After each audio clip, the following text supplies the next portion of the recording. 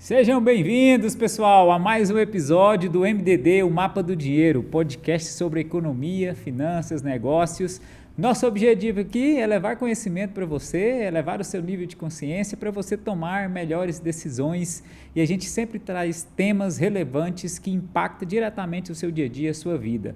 Então acompanhe a gente aqui, porque nesse episódio a gente vai falar sobre Pix, cartão de crédito, débito, qual a melhor forma de pagamento, qual o melhor meio de pagamento. Será que você está utilizando isso tudo da maneira correta? Então acompanhe a gente nesse episódio, porque a gente vai desvendar esses mistérios aqui. E como de praxe nós temos nessa primeira temporada, que faz parte fixa dessa bancada, professor Márcio Dourado. Muito bem-vindo, Márcio Dourado, mais uma vez ao MDD. Olá, saudações Gederson, saudações aqui para a audiência do Mapa do Dinheiro. Eu acho importante, sabe, a gente tratar sobre temas assim, não ficar só naquela coisa da economia e tal, uma vez que não faz sentido a gente falar sobre economia sem falar da economia da coisa do dia a dia, né? E o que eu mais escuto, assim, as pessoas me perguntam, me abordam, mas professor, será que a mulher queria me vender o negócio, custava R$ 50 e no cartão de crédito ela queria 52? Posso processar? Será que é verdade isso? Então é importante a gente esclarecer a população, lidar com certas coisas. Volta e meia acontece assim, olha, me ofereceram tal coisa aqui e falaram que não tem problema porque parcela. Eu ganho 2.000 por mês, meu cartão de crédito tem um limite de 5. Eu ganho 7 para gastar? Então tudo isso são tabus assim que é importante da gente esclarecer. Eu acho que esse é um dos objetivos do Mapa do Dinheiro. Exatamente, Márcio Dourado. E nesse episódio a gente vai desvendar esses mistérios do Pix, do débito, do cartão de crédito, qual a melhor maneira de utilizar. E a gente acha que pode começar para esclarecer para o pessoal o uso do dinheiro, né? Porque o débito, o Pix ali, ele é o dinheiro em espécie quase, né? Só um meio de pagamento digital, mas a pessoa está pagando à vista, né? A aplicação do dinheiro, como que a gente começa esse episódio falando disso, Márcio Dourado? Eu não entendi a aplicação do dinheiro. A relação da utilização do dinheiro, É né? interessante eu falar para você, Gederson, que o dinheiro está desaparecendo, sabe?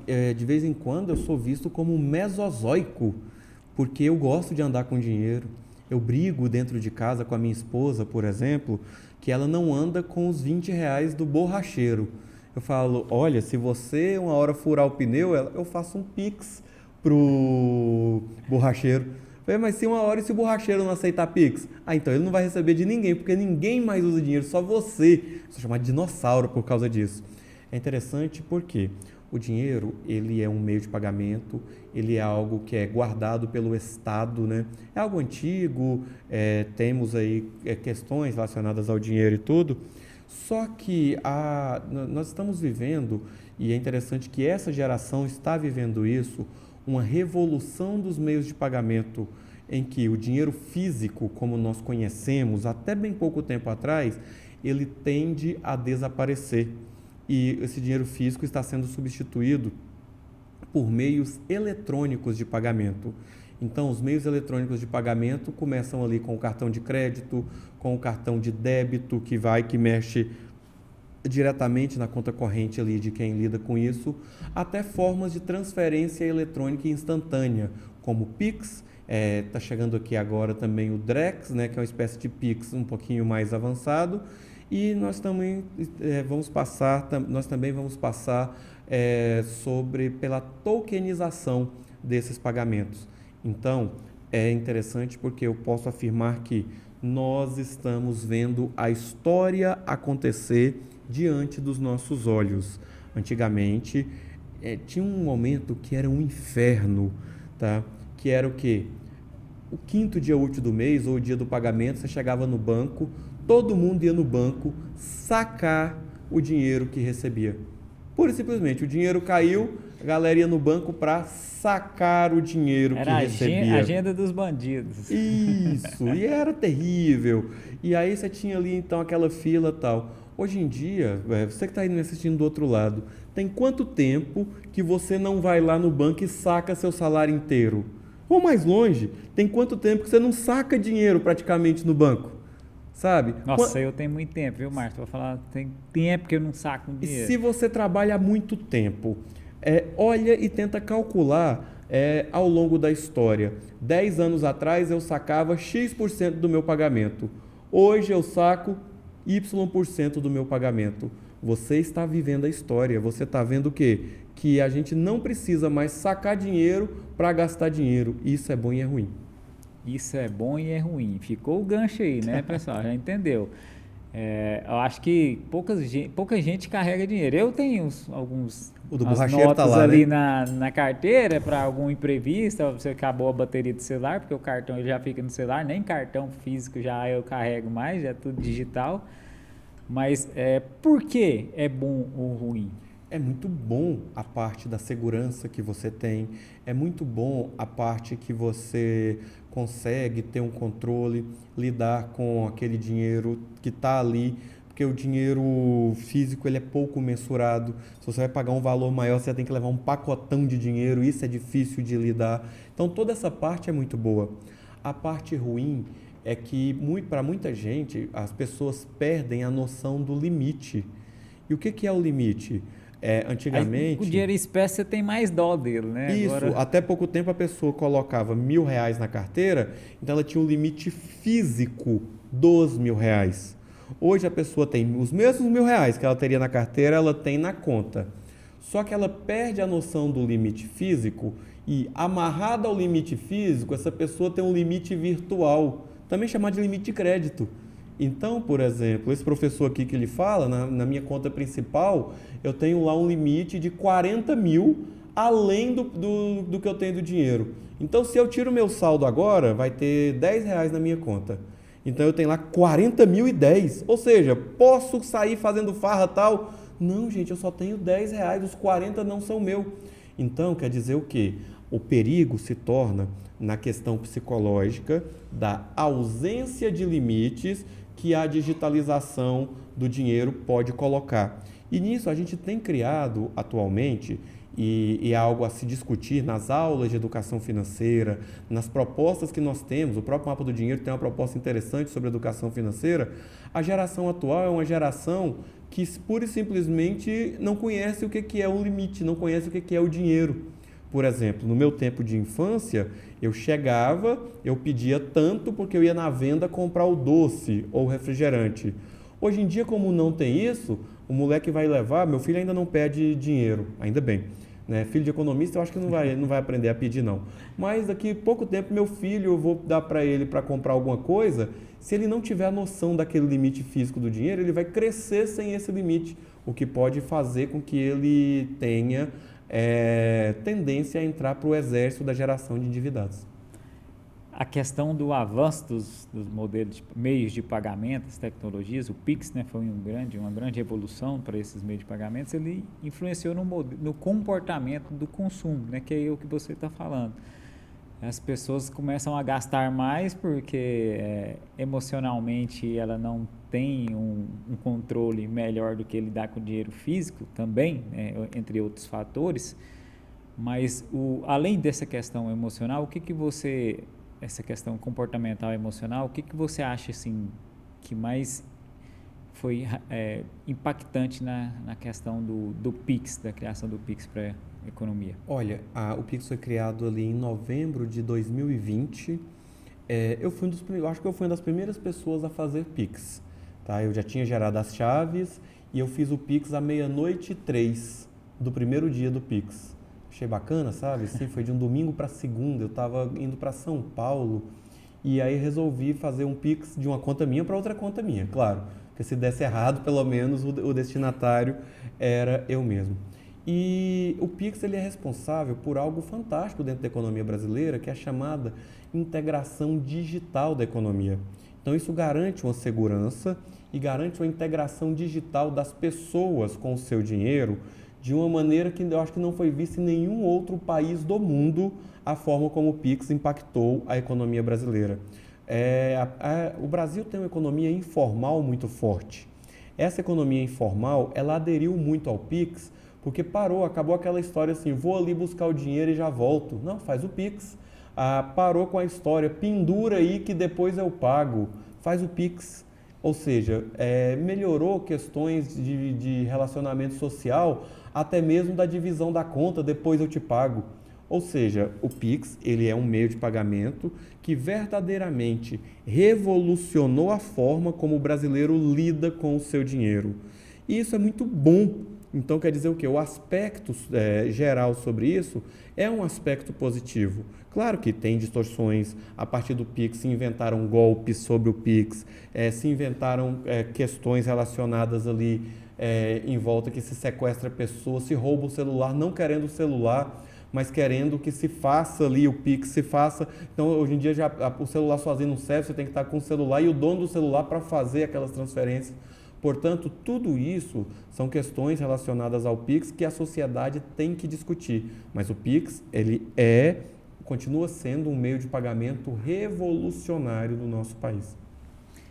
Para você ter ideia, em 2024 foram mais de 26 trilhões movimentados em Pix e mais de 63 bilhões de transações em Pix em 2024, né? E tem pouco tempo que o Pix, né, foi Sim, lançado. mas é igual fala, a população comprou. Então, se a população ideia, né? comprou a ideia, a coisa Facilitou cola, pra todo facilita a mundo, vida né? de todo mundo. Você vê o vendedor de água no sinal, aí o cara te entrega a água e o QR Code, paga aqui, ó.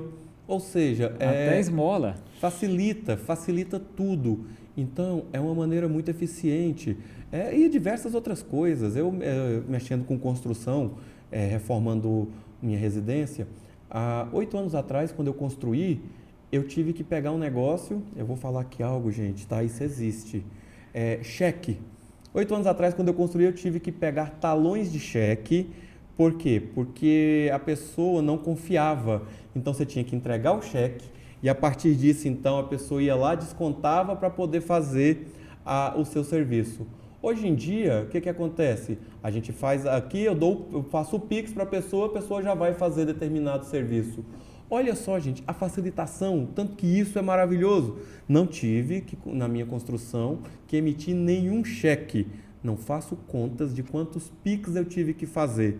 Inclusive, eu cheguei para o pedreiro e falei, você quer receber em dinheiro? Não, você faz o Pix, que eu já pago meu ajudante. Ou seja, a população aderiu.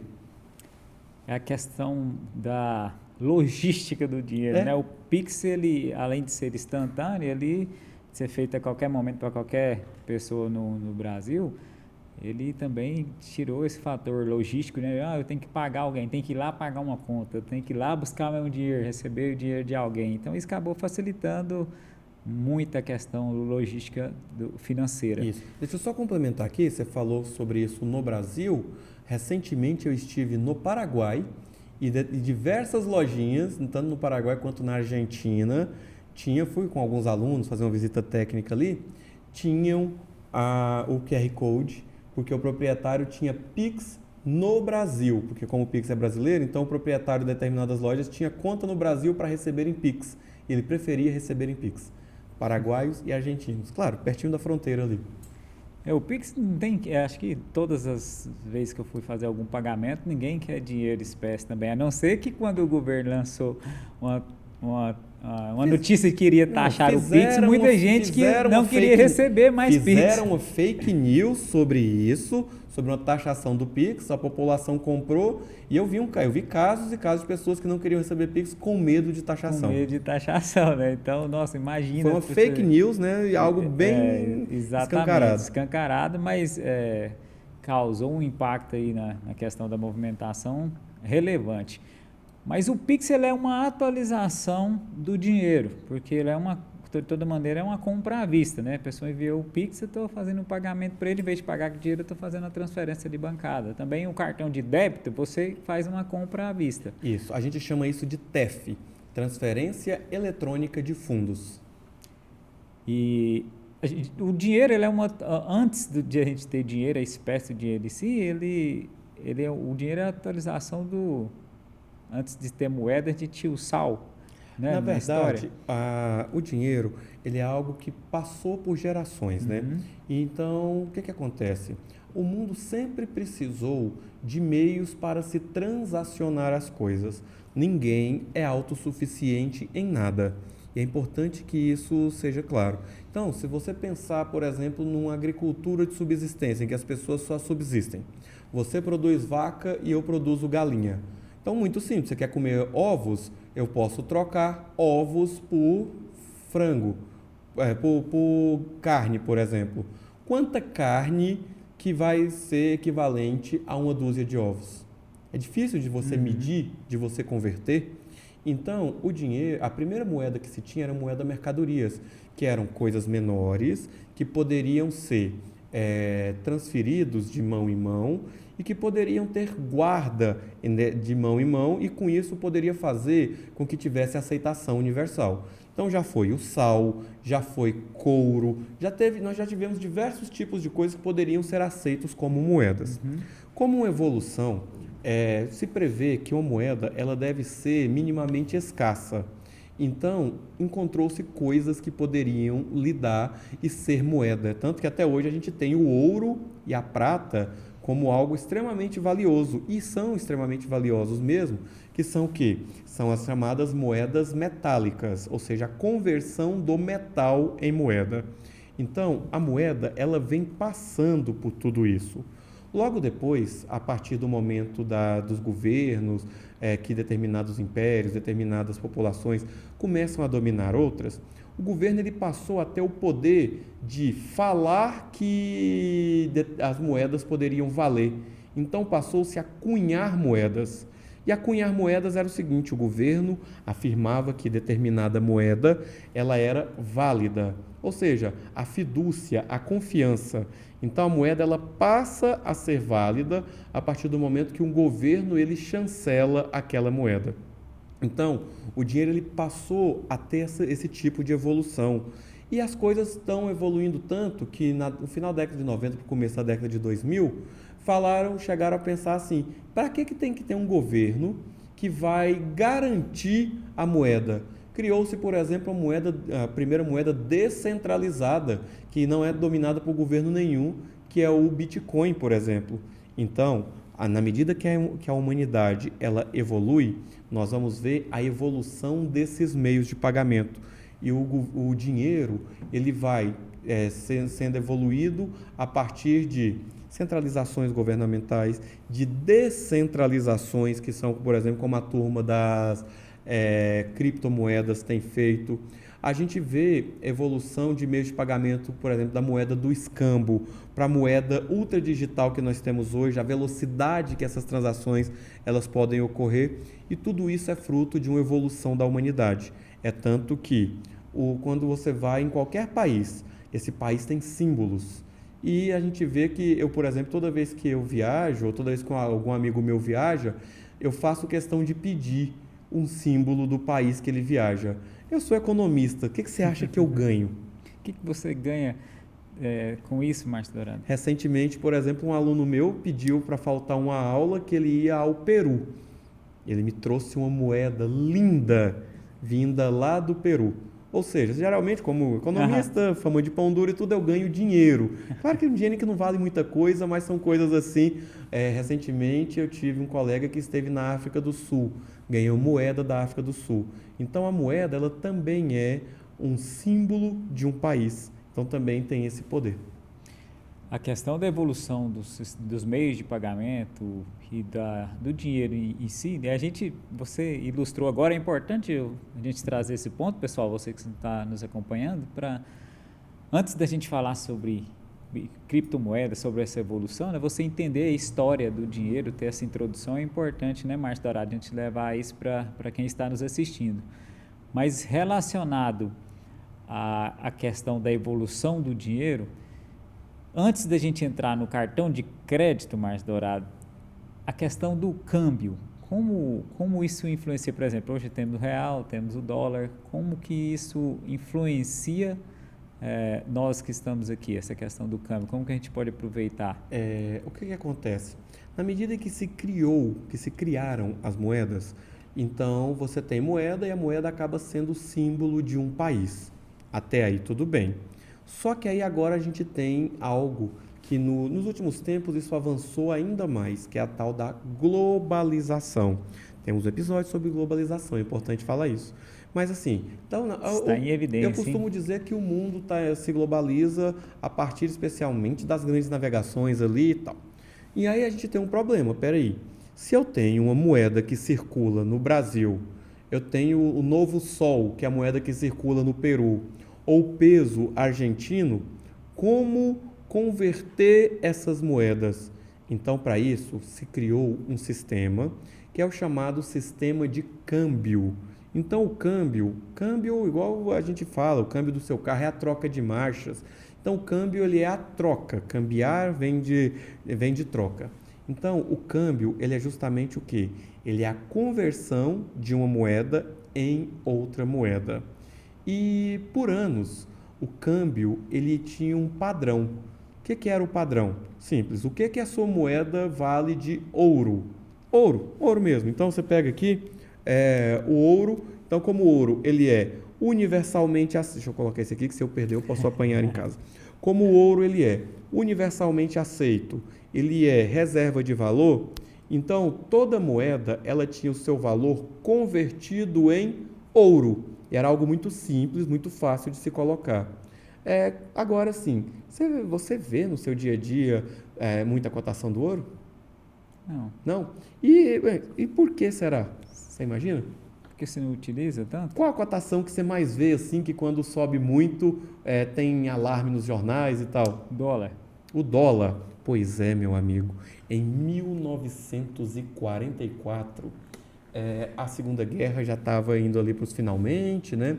E a partir disso aí, então, resolveram se juntar numa cidadezinha nos Estados Unidos chamada Bretton Woods. E lá teve um congresso dos presidentes dos bancos centrais ou equivalentes do mundo inteiro. E daí, então, a gente tinha um problema no mundo. Os Estados Unidos da América estavam com quase todo o estoque de ouro do mundo. Ou seja, o estoque de ouro do mundo, a reserva de ouro do mundo inteiro estava na mão dos caras. Claro, praticamente ganhou a Primeira Guerra, já estava ganhando ali a Segunda Guerra. Tem um episódio do Pernalonga, olha eu recomendando o desenho antigo, né?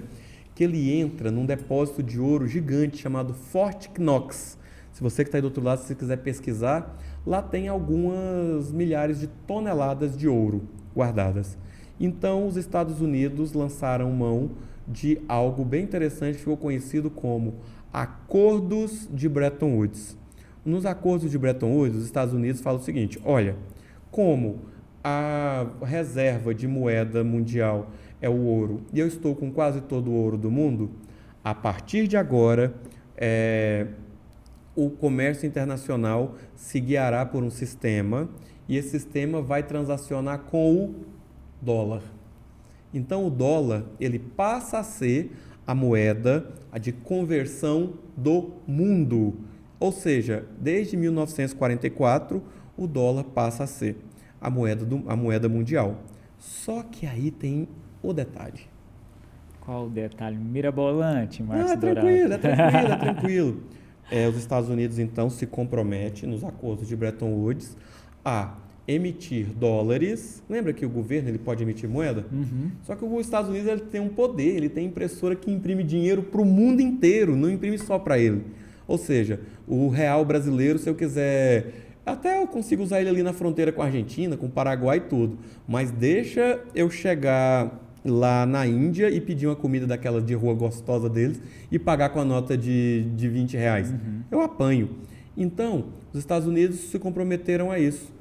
No comecinho da década de 70, os Estados Unidos passaram a emitir muito mais dinheiro do que o que ele tinha guardado em dólar. Ou seja, a moeda americana hoje, ela não é mais, guardada em ouro, desculpa, ela não é mais lastreada em ouro, ela é lastreada em confiança. Recentemente eu vi um negócio bem interessante que falava assim, mas espera aí, se a moeda dos Estados Unidos ela não é lastreada em ouro, ela é lastreada em quê? Aí tinha um avião B-2 Spirit. E aí falam assim, ela é lastreada nisso aqui, no poder militar, no poder bélico americano. Então, hoje a gente pode falar que ainda tem aí algumas coisas, alguns movimentos para tirar esse poder do dólar, mas eu acredito que nós não vamos ver isso acontecendo no curto prazo. O dólar, ele é a moeda de troca do mundo, por isso que a gente liga tanto para o dólar. Quase 80% dos países, né, tem reserva. Isso. Em dólar. Então, As maiores reservas as deles maiores são em reservas dólar. mundiais, elas são em dólares, por exemplo. Só o Brasil, enquanto a gente está conversando aqui, tem 374 bilhões de dólares em reservas. É muito dinheiro, né, Márcio Dá para Dourado? tomar um pouquinho de chopp. Converter isso em reais ainda com a cotação do dólar. Mas essa evolução monetária, digamos assim, hoje os Estados Unidos ele influencia em toda a economia mundial. Tanto que se ele imprimir $1 trilhão, a economia americana ela não sentiria como se o Brasil imprimisse $1 trilhão de reais, porque esse dinheiro ele vai ter impacto inflacionário no mundo inteiro. Quando os Estados Unidos imprimem $1 trilhão, ele imprime $1 trilhão e nós temos aí 200 países na ONU arredondando, então a gente vai ter praticamente os 200 países absorvendo esses dólares. Se o Brasil imprime $1 trilhão, a gente tem um país absorvendo esse $1 trilhão, ou seja, o impacto ele é muito maior quando se tem isso para um país. E aqui eu quero trazer algo para você. Os Estados Unidos devem aproximadamente 1,3 vezes o valor do PIB americano. Só que como eles têm a impressora de dinheiro do mundo, então eles continuam se endividando, continuam se afundando nesse buraco. Detalhe, 50% da dívida americana foi feita entre 2019 e 2024. E é um espaço muito curto aí, né? A pandemia, ela deu uma aceleração Não também. Não só a pandemia, mas diversos incentivos, diversas coisas assim que foram feitas. Políticas econômicas, né? Também. Essa evolução do sistema monetário, do dólar, a criação, não só a questão de não ter mais o lastro em ouro, né, e a máquina ficar disponível para imprimir dinheiro, e esse lastro do mundo em dólar, como a moeda americana domina esse processo, essa questão da globalização, você acredita que os meios de pagamento já estão chegando num modelo globalizado, como se fosse o Pix aqui no Brasil, tem um Pix mundial? Olha, eu posso te afirmar categoricamente que sim. A gente tem, claro que os governos eles vão tentar frear. A gente tem um grave problema, é um problema que não é só no Brasil que está dando problema, por exemplo, na Espanha deu problema recentemente, em alguns outros, a tal da residência fiscal. Porque a gente tem pessoas que viajam o mundo inteiro. Onde é que essas pessoas moram fiscalmente falando? Então, a gente ainda tem isso como uma certa barreira desse Pix mundial, mas hoje a gente tem, por exemplo, os cartões de crédito internacional, as wallets, né, as contas internacionais, as carteiras internacionais de pagamento, que permitem com que pessoas paguem em múltiplos locais a partir de tudo isso. Então, a gente está chegando a um ponto em que o dinheiro ele vai perdendo as fronteiras. E esse dinheiro ele vai perdendo as fronteiras com a tokenização dos pagamentos, ou seja, o dinheiro então ele vai para tokens que podem ser utilizados no mundo inteiro. A tecnologia do blockchain que permite a autenticação desse dinheiro e aí passa a validar e passa a ser válido no Brasil, na Tailândia ou em Quixaramobim, né? Quixaramobim também é no Brasil. Mas assim, então quer dizer, então tudo isso, eu posso afirmar para você que as barreiras para o dinheiro no mundo estão caindo, o que é lindo e também é perigoso. Como tudo, né? Como todo avanço tecnológico e toda inovação tem seus riscos, seus pós e contras, né? Seus favores também. Isso mesmo. Mas qual o maior risco que você acha nisso aí? A gente tem o risco dos piratas internacionais, quer dizer o quê? A exposição desses ativos, então acabam tornando bastante susceptível. A gente já tem que se preocupar com os bandidos brasileiros. Agora tem que preocupar com um monte de outros bandidos. Então, por exemplo, gente, e os caras que mais lidam com isso são os russos, tá? Dica, aqui vem uma dica de valor. Coloque cedilha nas suas senhas, tá? Ó, gente, Coloque essa dica aí é valiosa, viu? Cedilha nas suas senhas. Sabe por quê? Por quê, Márcio? A maioria dos países com alto índice de hackers não tem cedilha no seu alfabeto. Isso faz com que seja mais difícil de adivinhar essas senhas, tá? Boa, viu? A dica foi boa, eu não sabia dessa não, viu? Então a primeira dica... Aproveita essa dica aí, pessoal, viu? A primeira dica então está relacionada com segurança E perdão, o segundo problema, ele está relacionado com algo assim que é a chamada volatilidade desses capitais. Então, se o dinheiro ele corre tão rápido e o dinheiro ele busca rentabilidade, então você pode prover um país de muitos recursos instantaneamente ou quebrar esse país muito rapidamente com a fuga em massa desses capitais. Então a mobilidade ela oferece esse risco. O ponto forte, a vantagem é porque você faz pagamento instantâneo em qualquer lugar do mundo, mas a desvantagem é que você tira a qualquer momento O país de qualquer pode país. ser drenado de recursos monetários. É interessantíssimo, Márcio Dourado. Para você que está nos acompanhando e escutou o Márcio falando sobre blockchain e criptomoedas, a blockchain ela é uma tecnologia por trás das criptomoedas que ela funciona como se fosse um livro contábil, como se fosse um cofre de banco, onde você tem várias gavetas e essas gavetas são transparentes e a partir do momento que você tem uma carteira digital dentro dessa rede, você tem pessoas espalhadas pelo mundo, servidores espalhados pelo mundo que validam essas transações. Então, quanto mais usuários, mais segurança tem. Uma forma de você fraudar alguma transação é se você possuísse mais de 50% das carteiras existentes. O que é impossível. O que é impossível, né? Hoje com um volume de pessoas. Então, quanto mais usuários, mais segurança tem perante essa tecnologia.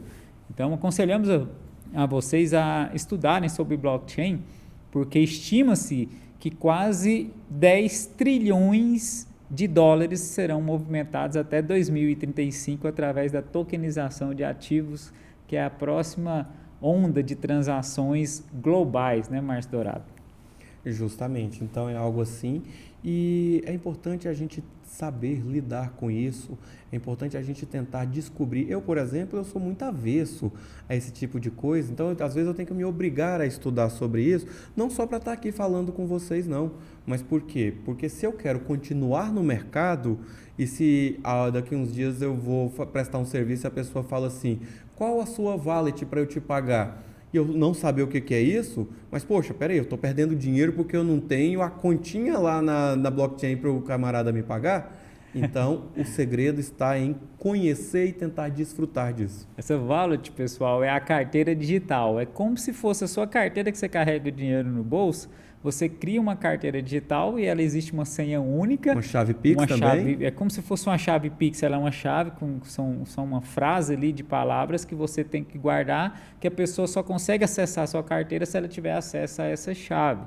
Existem algumas formas de hackers acessar a sua carteira também. Existem algumas barreiras de segurança que você pode ter um dispositivo, um hardware físico que você tem que conectar ele além da chave para você ter maior segurança ao fazer essas transações, mas é importantíssimo você começar a entender sobre isso. Eu acho que a gente vai trazer um episódio pensando nisso, né, Martelado? A gente tem algumas pessoas que a gente pode convidar aqui que são especialistas em criptomoedas para a gente falar para vocês sobre esse movimento, mas a questão da criptomoeda e da tokenização, ela é uma evolução do sistema monetário e do dinheiro. Mas, de toda forma, você usa isso como débito. Você tem que ter esse saldo para fazer essa transação. Ela é uma evolução desse sistema monetário, como dinheiro, como débito, como PIX. Isso potencializa o time das transações e tira as barreiras geográficas para você fazer essas negociações.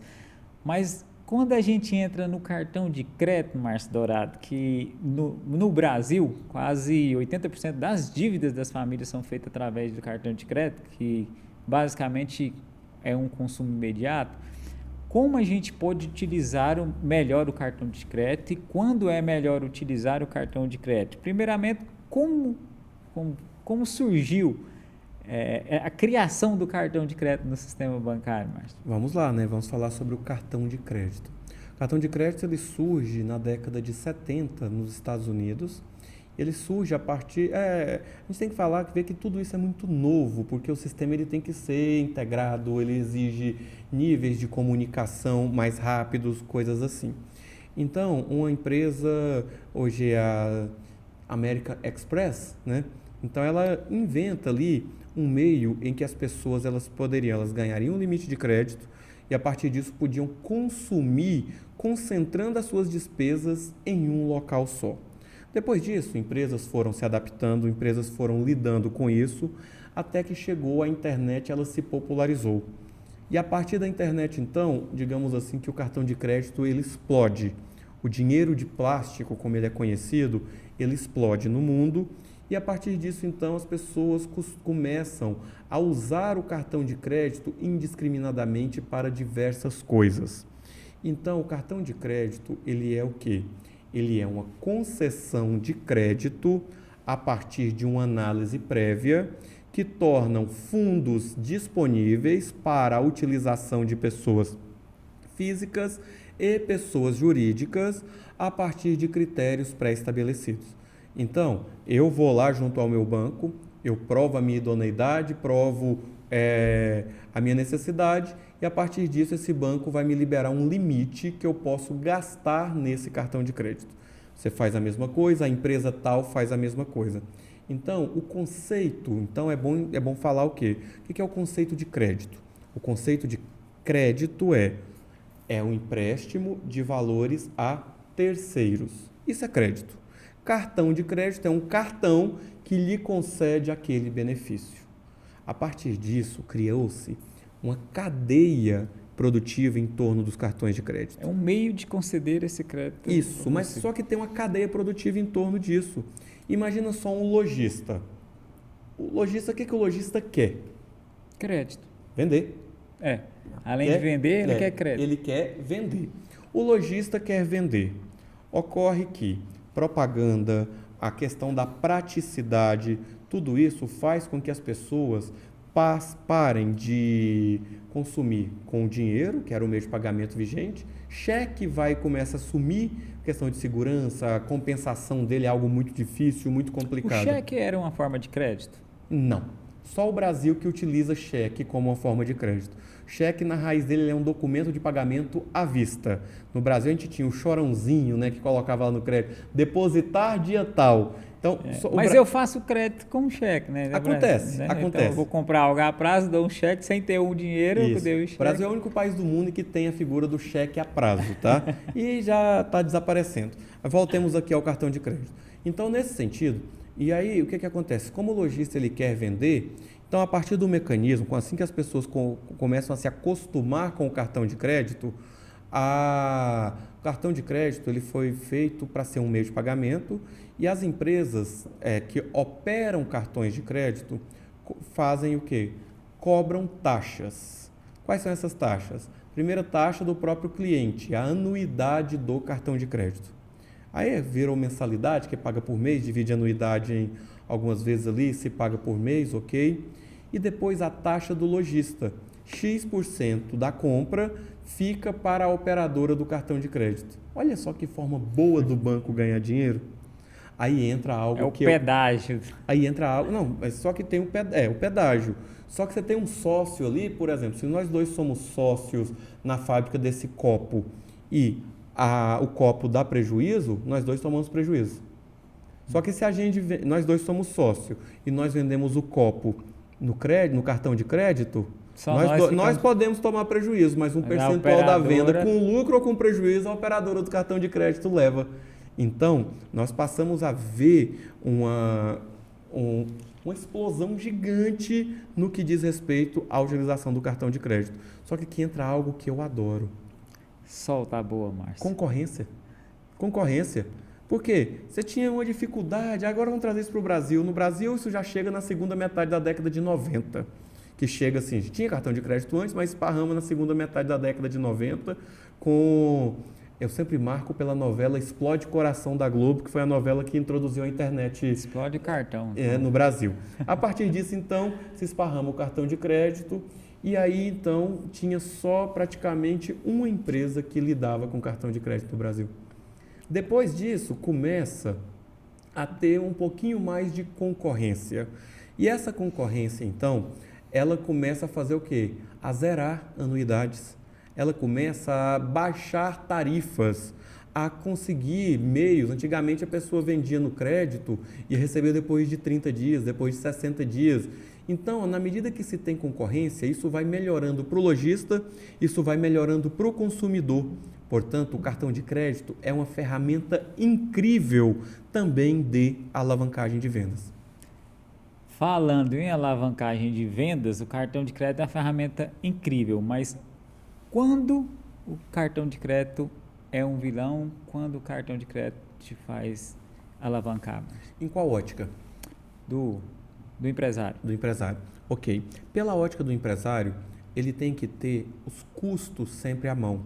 E ele tem que saber que ele precisa vender no cartão de crédito e incorporar os custos do cartão de crédito na sua planilha de custos.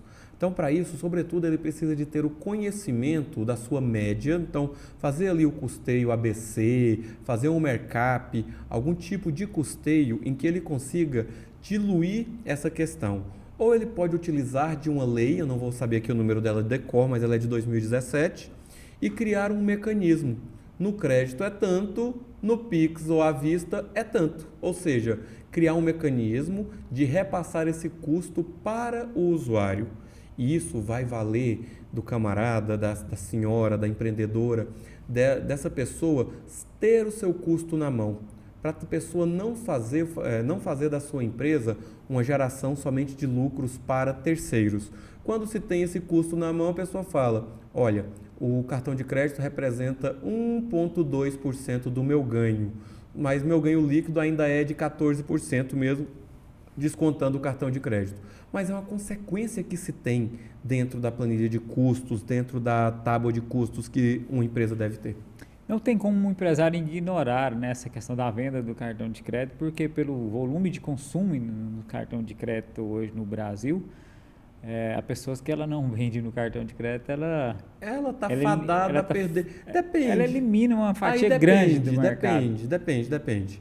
Tá? Se a pessoa tem qualquer tipo de concorrência, cartão de crédito. Alguém fala assim, nossa, mas o pedágio que tinha perto lá da minha cidade não aceitava cartão de crédito, nem débito, nem Pix. Por quê? Condição de monopólio. Então, se tem a condição de monopólio, aí tudo bem. Agora, se tem um concorrente, você tem que aceitar cartão de crédito. É uma boa observação. Para você que é empreendedor, comenta aí para a gente se você já tinha essa visão relacionada ao cartão de crédito ou se você também, né, utiliza outra estratégia relacionada ao cartão de crédito. Deixa aí para a gente nos comentários. E relacionado ao consumo, Márcio Dourado, que eu acho que é um dos grandes gatilhos das dívidas aí dos brasileiros relacionado ao cartão de crédito, quando o cartão de crédito é um vilão, quando ele é um aliado? O cartão de crédito, ele é um grande aliado quando a pessoa sabe utilizar ele bem. O que acontece? Eu vou começar então pelo aliado. Ele é aliado porque ele é uma ferramenta que consegue juntar todos os vencimentos das compras da pessoa em um único dia. Então, ele é um aliado quando a pessoa tem controle, quando a pessoa sabe que ela vai pagar, quando a pessoa consegue juntar todos esses vencimentos em um dia. Uma família normal, a pessoa vai no açougue, gastou R$50. A pessoa foi no mercadinho, gastou mais R$30. Foi na padaria comprar pão, gastou mais 5. No cartão de crédito, ela vai ter todas essas despesas vencendo no dia do vencimento da fatura. Fatura vence dia 10, então, aquele pão que ele comprou no dia 28 vai estar lá. Aquele cafezinho que ele tomou no dia, eu ia falar dia 40, não tem, no dia 18 vai estar lá. Então, ele é fantástico para isso. Só que cartão de crédito, ele não foi feito para ser pago o valor mínimo ou para não ser pago e se deixar acumular.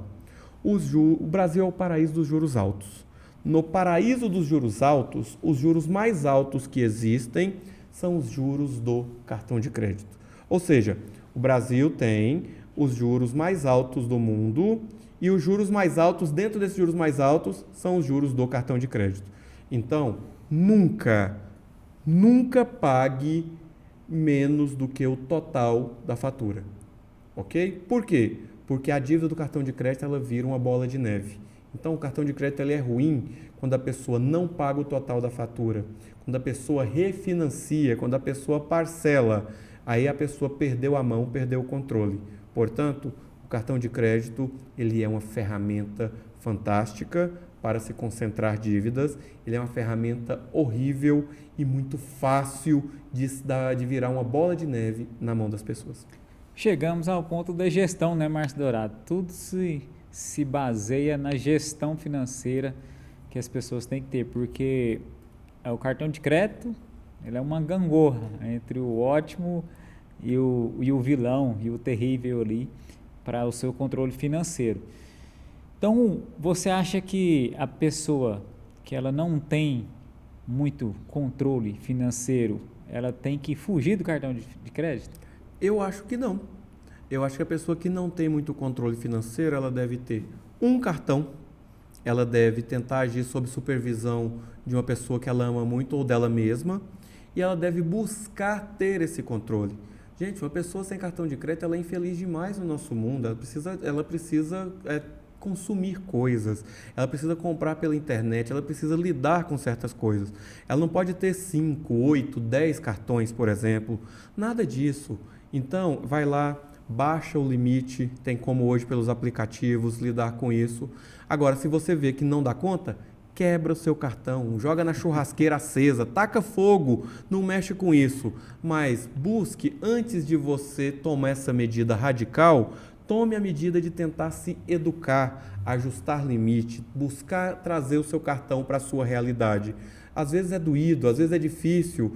Assim, não é porque você ganha 2.000 e seu limite é 5, que o seu salário é 7. Lembra que se seu limite é 5, você precisa ter esses 5 dentro dos 2 que você ganha.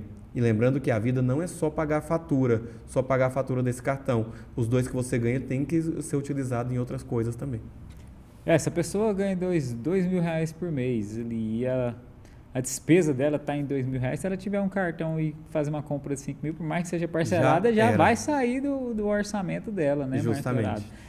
E uma estratégia para a pessoa que tem o capital financeiro, a educação financeira, ela é primordial. Para você que está nos acompanhando, assiste os outros vídeos do MDD e continue nos acompanhando aqui, porque esse é o nosso objetivo, trazer educação financeira para vocês. Agora, a pessoa que ela já tem uma educação financeira, mas ela só compra à vista, Márcio Dourado, aquela pessoa que tem uma mentalidade que não gosta de fazer conta, qual a vantagem dela utilizar o cartão de crédito? Cartão de crédito é vantajoso para você juntar a esses vencimentos e, a depender do seu volume de gastos, é muito interessante para você juntar benefícios.